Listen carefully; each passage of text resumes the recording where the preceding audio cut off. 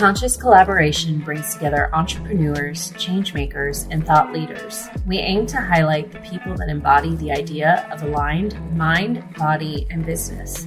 Each week, we share, discuss, and learn from the various experiences and ideas of our guest experts. Through our discovery, we find a path to an aligned mind, body, and business. Hey, y'all. I'm Emily. And I'm Lisa. And we are the Conscious Collaboration. What up, Emily? What up? I like that new thing that you were trying out. Hey, y'all. Y'all is a word. I'm from the South. Y'all. Period. Well, we're very excited. Today we have with us a return guest and a good friend of ours, Rachael Weaver, spiritual copywriter, who uses human design and conversion copy in a method that she created. And she is also the host of Be You Babe, one of my favorite podcasts. Subscribed a long time ago. We were just saying it's been a little over a year anniversary for Rachel's podcast. So it's really helpful. It's good too. Check it out. It's helpful if you guys need some tips in your copy. And Rachael, so it's so great to have you back and in this space. And you've had a lot of development since we saw you last in July.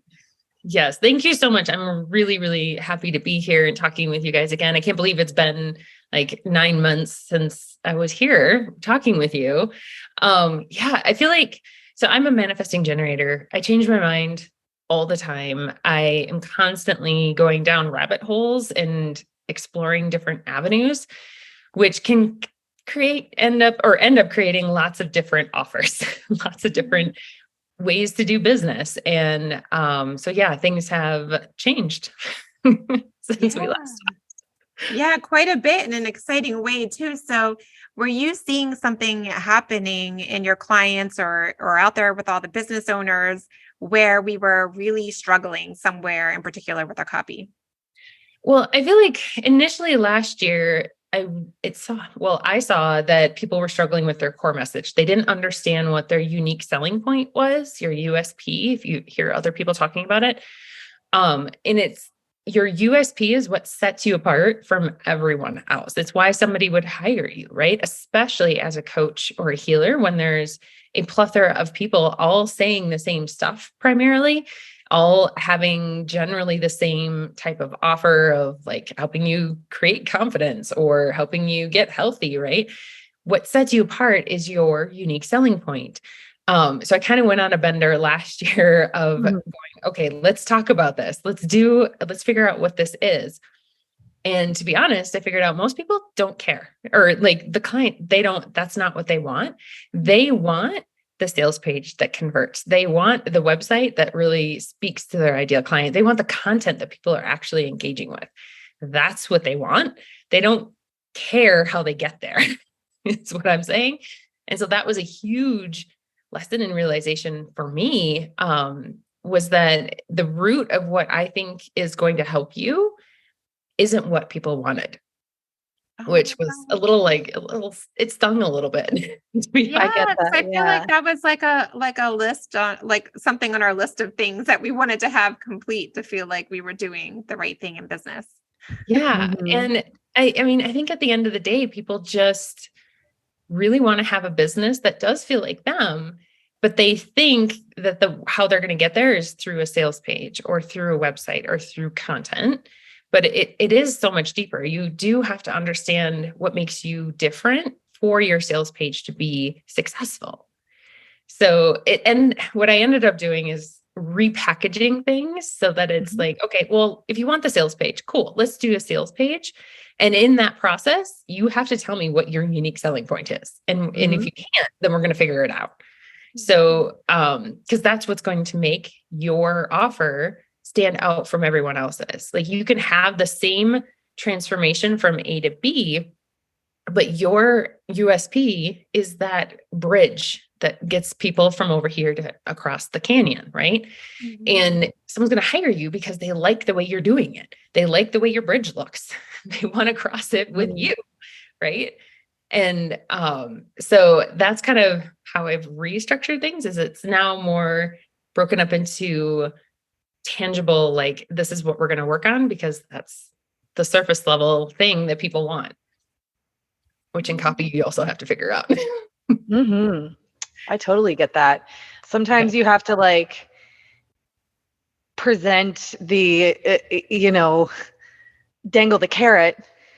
And then once they come into the program, then you're like, okay, this is what we're really gonna, work on. And of course they're gonna get, the offer and the result that they came in for it, but they didn't know that they were gonna go beyond the surface. Totally. Yeah. And then, I mean, that is a part of messaging, is really understanding how someone sees the problem, right? Mm-hmm. Like, they think that in order to have a sold out launch, they just need a really rockin' sales page. Mm-hmm. But in reality, what they really need to understand is what their message is and what they stand for, who they're showing up as, and how to be authentic in their copy, right? And they get that, but I'm selling the thing on the surface. Yeah, absolutely. We have to do the same thing with yoga and fitness a lot of times too. Just find whatever that gateway is. Yep. It's a gateway. Yeah, totally. I love that. Cool. Yeah, I like that. I am like, the word that keeps coming to me is like cover story in a way. And also, like, it makes me think about all the people that reach out to me in my inbox wanting to redo my website over and over and over again. To every which way, inside and out. And what I'm hearing you say, and you can correct me if I'm wrong, is like, maybe that's not the most effective way.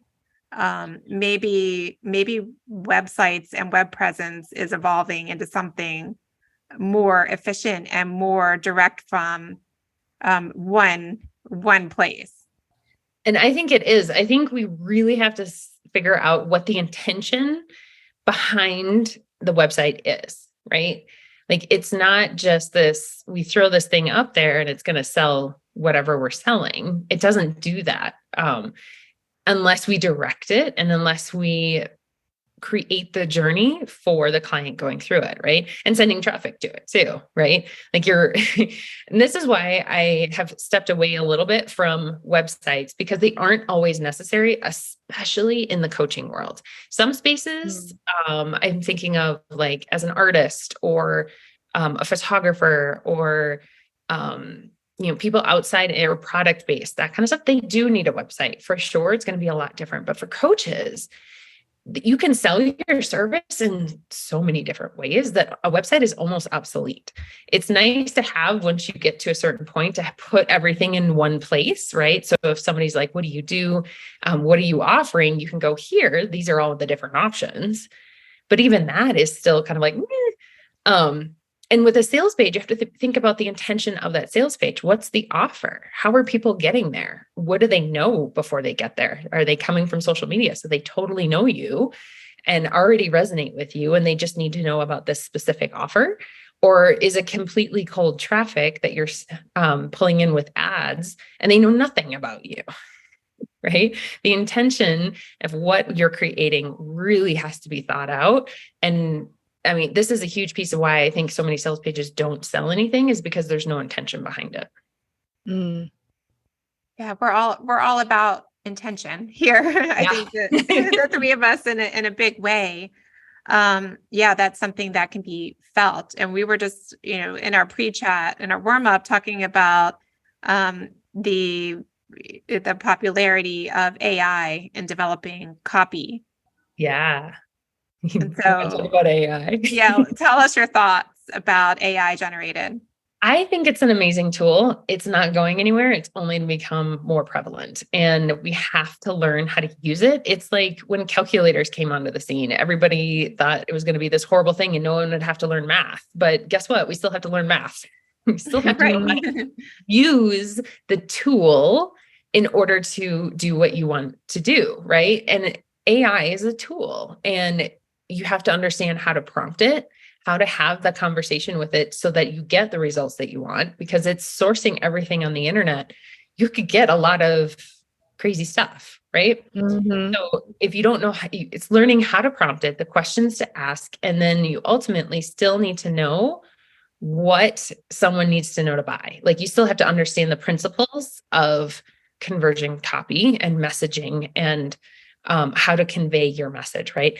What I think AI does really beautifully is taking someone's writing. Like if you're the type of person that just talks too much and writes too much, and there's like a mile long of stuff, it's probably a lot of fluff, and you could like slim it down.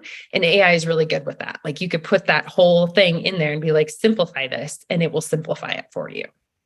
So we've done whole episodes about the energetics of business and how your personal energetics are directly connected to the energetics of your business. And that's something we kind of hit on before we started recording too, is that that's a big slice that's missing from the AI component as far as writing good and effective copy for a sales page or for anything else, right? Yeah, absolutely. I am like, that's all I talk about when I'm with clients is it's the energy behind your words as well as the words, right? It's matching the two. And AI, the thing that I've noticed is that if you're not asking good questions to it, and you don't know what you really want to say, it will give you very basic, very blah, very like meh copy. It'll be fine. It has no excitement. It doesn't have, you can tell it was written by a robot. That's what I'm trying to say. You can tell that it has no humanality to it. Is that a word? No consciousness to it. Right. So I think it's a tool to help us clarify our thoughts. It's a tool to help us simplify what we want to say. Right. And I think myself get too complicated, write too much sometimes. And ultimately, like, especially social media and not as much in sales pages, a little bit, but especially social media, it should be written at a third grade level. Wow. That's hard. Right? It's hard. I don't know if I've ever officially heard that, but it's like, it's making a little bit of sense. Because if you think about why you're on social media, you're on social media to scroll and you're not thinking. Like your critical thinking brain has turned off when you're scrolling. Sure. So if you come in contact with something that engages that critical thinking mind and makes you think a little harder, it's a little jarring. It's a little bit like, I don't want to do that right now. Right. Oh my gosh. I get That's into true. that so much. Especially on Instagram. I'm like, I want to look at pretty pictures. Yeah. So dumbing things down, that's really what we're doing. We're simplifying and dumbing down. It's not an easy task especially when you're in the spiritual coaching space we're used to going very intellectual, very like spiritual and fluffy and all these things and internal and not this surface level, third grade level. So I think it helps with that. I mean, not to say that if you are writing at like a fourth or a fifth grade level, that it's a bad thing. I'm not saying that at all. I feel like most of my stuff never gets down to a third grade level, but that's what industry people say, right? In terms of copy and making things as simple as possible to understand. And I do think that is a skill in itself, is to be able to say something very succinctly and clearly and have everybody go, I know exactly what that is. And that kind of goes with the gateway idea too, right? Like you get people in the most effective way to get them in, and then you talk to them. Yeah. Right. Exactly. So like your headline is going to be really simple, but then you can pull them in the sales page and be a little bit more, higher level in terms of the words that you're using and that kind of thing. Like you can talk a little bit more because you've got them out of that numbed brain and into like, oh, maybe you can help me solve my problem. I'm going to put my thinking hat on now. Love it. Yeah. Yeah. So I think AI is amazing. I use it every day. But it definitely has to be with a level of discernment and understanding that what it's giving you, does it resonate with you? Is that something you would say? Would you, does it say what you wanted to say in a simpler way? Or is it in not saying at all what you wanted to say, right? It's a level of discernment and being able to say, yes, that is what I would say. And I'm going to share it. That makes sense.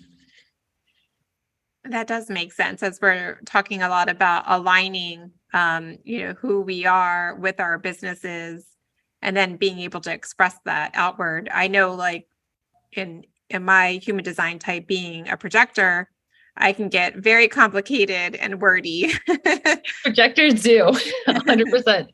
So I could see this like AI tool being very useful to me and being able to boil something down more, simpler, using less questions and less words up front.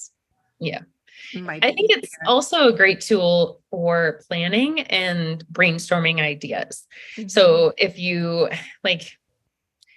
ask it to write a headline for a YouTube channel about XYZ topic, and it will give you ideas of what you could talk about. And then obviously you take those ideas and be like, well, actually, I think that's a crap idea, or I have another way to think about that, or than what other people are saying, right? So you're taking those ideas that it's giving you and putting your own spin on it and your own authentic voice with it.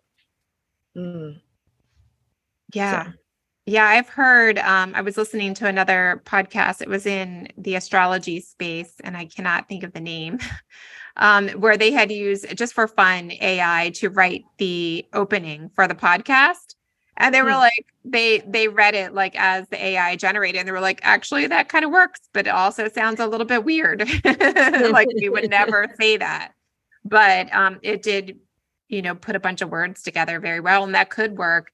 But it might not attract who you want into being a listener based on what that introduction was.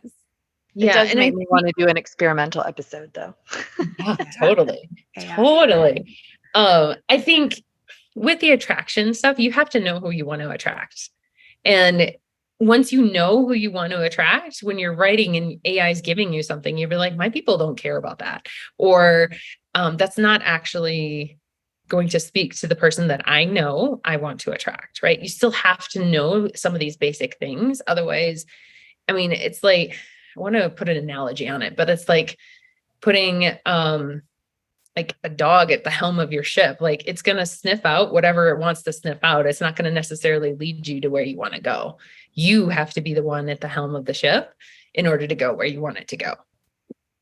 I don't know if that was a good analogy or not, but actually kind of, because, a dog could sniff out in one direction and there could be a treat behind the door, or there could be, bait behind the door, like for a bad idea.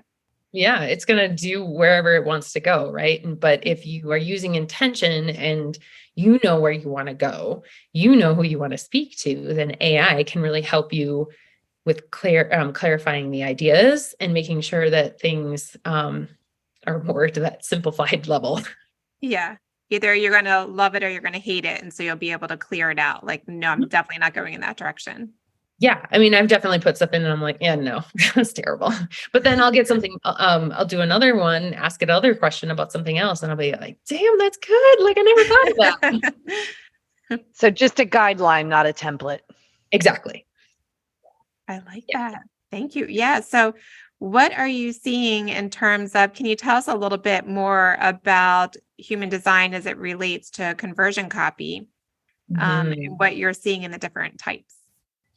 Oh, the different types definitely communicate differently and with a different energy, right? Like a manifesting generator is going to be a different energy than a projector.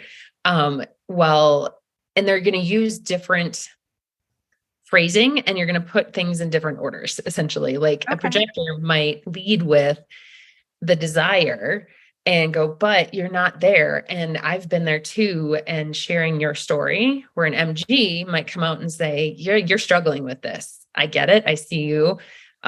Here's how we're going to fix it. Right. And it's a little bit more direct, where a projector is kind of coming more from a mysterious angle, if that makes sense. It's not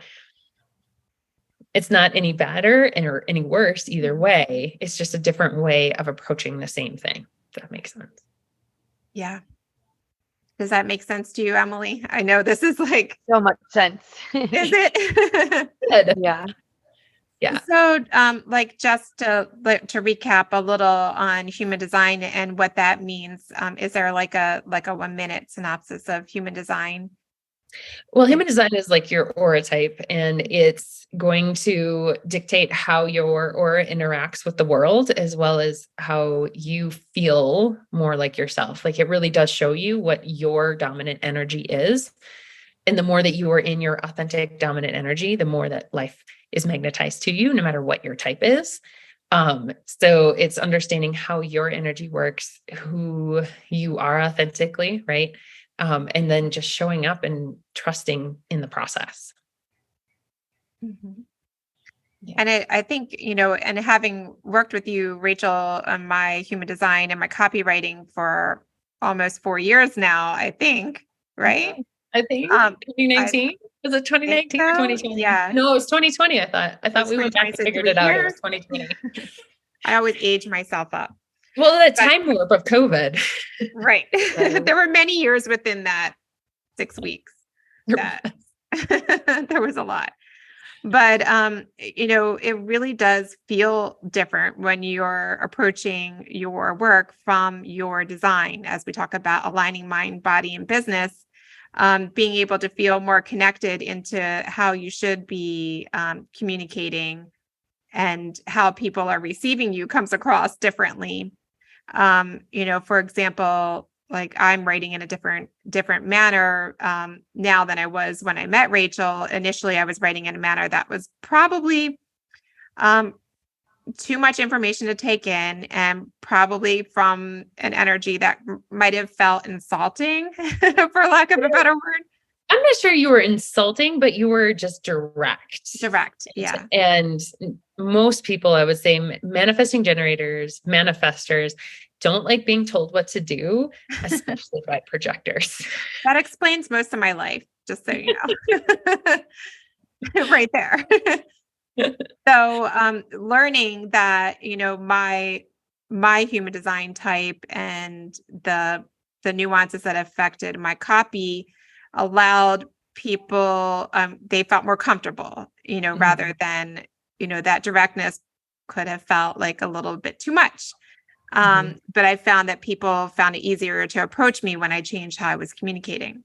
Yeah, definitely. Yeah. And people are just gradually more attracted to you because you're standing in your projector power. Projectors are incredible like they can manifest things and draw things to them really, really powerfully when they're in their power and not dimming it or trying to make it someone else's energy type, right? Like a lot of projectors try to be manifesting generators or generators, and that's not how their energy works. Right. Yeah. So what are some ways that you're applying that directly to the sales page creation?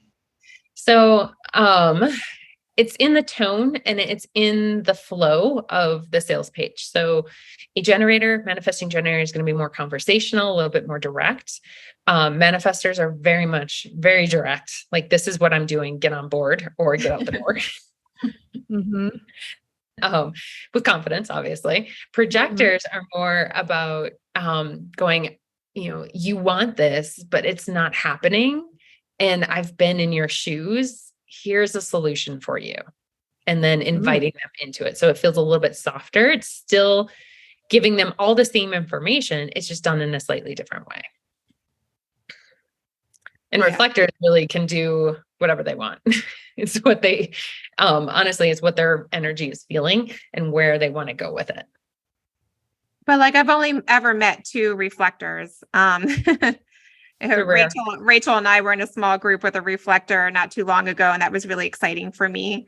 That type of energy, and they can do whatever they want because they're getting a sense and a feel for the energy and who they're talking with first, or a little bit. They're like sampling everything, and the people that they're around are going to influence them heavily. So if they're around a lot of people that lift them up and inspire them and are good for them, right? Then it's influencing what they're doing in their work. Same thing goes that if they're around people that aren't good for them, then that's also going to influence them, but probably not in the way that they want. So yeah, that's interesting. Yeah, she was a really cool person to hang around in that conversation. Like, it was such a great perspective. Yeah. So what are your, like, if we could say, like, what are your top 3 tips to writing a better sales page that converts? Where would you begin? The first thing I would begin with is understanding what your transformation is. So if we're talking about coaches with a program or a service, right? You're either one-to-one, a group, even a course or something like that. You have to understand what the transformation is. That's you're taking them from A and they're going to B. A is they're stuck in the problem. B is they've solved the problem and now they have what they want. Understanding what that is for your specific ideal client is super important for a sales page. Then the second thing is understanding what did I write? Your unique selling point, right? And again, it goes back to what you do, what your gifts and talents are, what your energy is, and really being able to infuse that into the sales page. They're not going to find this program anywhere else. They can probably find that transformation somewhere else, but they're not going to find your unique selling point anywhere else. And the people that are meant for you are going to resonate with that unique selling point. And then the last piece is making sure that you have that intention and understanding what it is that you're writing the sales page for. What do you want this to do for you in your business? Very cool. I have a question about the transformation component of it. Do you tend to steer people more towards a concrete result, like almost a tangible physical result, or more of an emotional grab? Do you know what I mean? Yes, and we want it to be tangible. We want it to be tangible because a lot of times if we're in that more emotional state, we don't necessarily believe that the transformation is possible, right? If we're saying, oh, you're going to, I'm just thinking of, you're going to feel really good in your body. That's the emotional, right? Mm-hmm. What would that be in tangible terms? In tangible terms, you're going to be like, you're going to look in the mirror and feel so freaking good. You're going to be like, damn girl, you look good and feel excited, right? That is the emotional and the tangible together. That is. I like that. Yeah. Just the emotional. It's probably tougher to do with spiritually and energetically inclined businesses, right? It is a lot harder to do. We do have to do a lot more work to figure out what is that tangible takeaway that they can get behind, right? But it's figuring out who your ideal client is. Once you know who that is, then you can go, okay, I want them to feel more confident. Well, what does confidence mean for them? What is that going to result in this scenario in their life? They're going to be able to walk into the boardroom and command the attention of everyone in there, and they're going to actually listen, right? So you have understanding your ideal client for that specific offer will help you figure out what that tangible result is and how the emotional piece fits in. Love that. Mm-hmm. Does it matter does it help if you've actually done the work first before you try to write a sales page so you know who your ideal client is? Does that help? Yeah. Yeah. I definitely recommend doing ideal client research prior to creating the sales page. I do think that once you have created multiple offers, you've sold them really successfully, you get to a point in your business where some of that ideal client research starts to happen inside of your containers, and you know what people are looking for, you know what they respond to, you know who your person is, right? But in the beginning, you don't, you're making it up at best. So, and making it up isn't going to connect with your ideal client. You need to actually have conversations or send a survey or really get into the trenches with them to understand how the problem, how they view the solution, and then how your offer fits into that. Yeah, that's really interesting. Yeah, because I work with so many entrepreneurs who are just in the initial stages of like developing what their business is, or like making that step into like entrepreneurship. And they don't really have like enough of the actual, like you said, in the trenches work. Yeah. So that's where maybe like the more in-depth surveys might come to be. Yeah. And I think if you've never done any program, if you've never worked with anyone, then you honestly don't even know what your unique selling point is yet, because you haven't worked with anyone to really get some of that feedback and to know what you love to do. Right. So if you're in that stage of your business where you really haven't put anything out there yet, just put something out there, make it a tangible result. First and foremost, what can you tangibly promise someone in 6 weeks? Put it out there, start talking about it. I'm going to help you do this. Then get a few people in, and it starts to build on itself, right? We have to there's so much of coaching that has to be done by taking the next step. You can't figure it out prior to, right? You have to just keep putting one foot in front of the other to figure it out. And the more that you do that, the faster you do that. Like, you take 4 people through that 6-week program, you're going to learn a lot. You're going to learn a lot about getting people results. You're going to learn a lot about who you like to work with, who you don't like to work with, and then tweak it and go to the next step. What did you want to leave behind? What do you want to add in? And it starts to just build on itself over and over and over. Mm-hmm. Gary Vee always talks about that. He's like, just put out content. Who cares if it sucks? You'll learn, from the stuff that sucks as well as the stuff that does well. Just put out content. Just put it out there. And I think women in general, we get too caught up in like, oh, I put this thing out there and nothing happened. And now I'm like hurt to the core. And I get it. I mean, I did the same thing. My self-worth was so tied up into what I was doing. But I feel like that in itself is a sign for you that you have growth to do. That if you put a content post out there because you're so afraid that nothing is going to happen, like nothing's going to happen. Like the world's going to go on. Nothing's going to happen. But that's your work that you have to do, right? You have to figure out how you can detach yourself from the results and understand how worthiness within yourself and like all of the more esoteric spiritual stuff. Business is business, as much as we as spiritual women don't want to admit. Business is a game. Yep. We talked a lot about that in our masculine energy episode. I listened to that one. That was really good. Oh, thank you. Yeah, I feel like that comes up a lot in all of our conversations is that exactly. And a lot of what I was thinking too, Rachel, you were talking about putting out content and then it falls flat. And a lot of people, then will pull back and say, well, it's not perfect enough. I'm not going to put enough out there.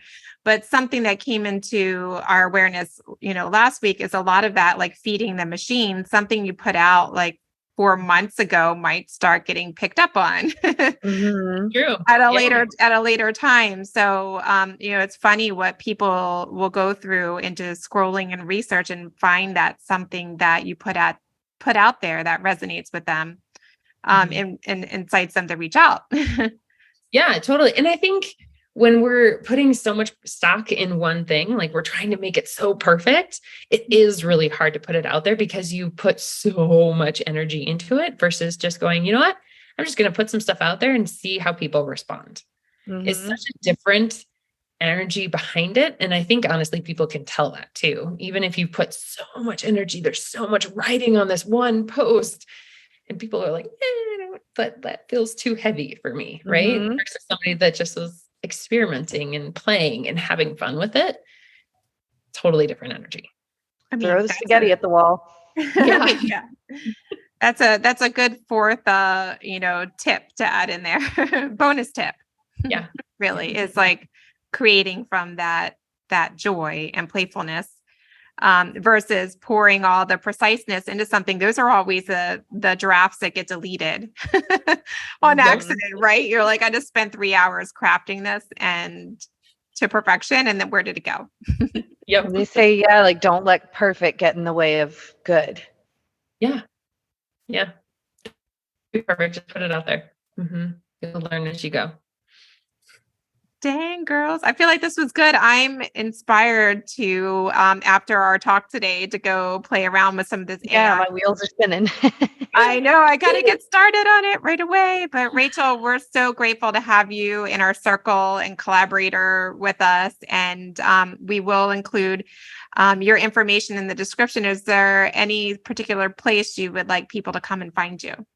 Come play on Instagram or in the Facebook group. Either one. It's a really great place. Yeah.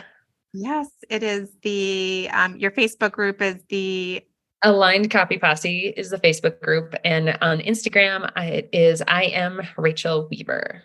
Beautiful. Well, thank you so much. Thank you so much to both of you. And thank you to our listeners for joining us. If you wish to continue the conversation more on this spiritual copywriting, human design, and conversion copy, you can join us in the Conscious Collaboration Collective group on Facebook. And we hope to hear more from you soon. Thanks, Lisa. Thank you, Emily. Thanks, Thank Rachael. you. Talk to you in 5. Bye, guys. Bye.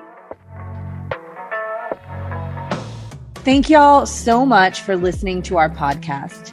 If you haven't yet, please be sure to subscribe, rate, review, and share with all your friends so they can join our circle of collaboration on this journey. You can find us on Instagram at Conscious Collaboration Podcast, on Spotify, iTunes, and Audible, to name a few. Please join us next time for another deep dive into how you can live life in more alignment. Mind, body, and business.